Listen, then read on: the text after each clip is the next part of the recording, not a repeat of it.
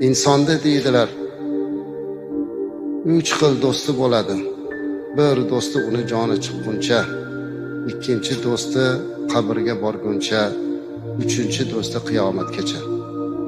Joni chiqquncha bo'ladigan do'sti qaysi do'st deganlarida, joni chiqquncha bo'ladigan do'st uning moli dunyosi. Chunki olamdan o'tganimizdan keyin moli dunyo bizniki emas. Bu endi merosxo'rlarki. Qabrigacha boradigan do'st kim? Bu uning farzandlari, aqrabo, yaqinlari. Qabrgacha boradi, lekin uni yog'iga hech kimda had yo'q. Ming yaxshi ko'rsa ham, jonim fido otam, onam desa ham, oxirgi manzili mana shu qabr, amallar sondig'i. Ammo uchinchi do'st bor. Bu do'st qiyomatgacha birga turadigan do'st. Bu uning qilgan solih amallaridir.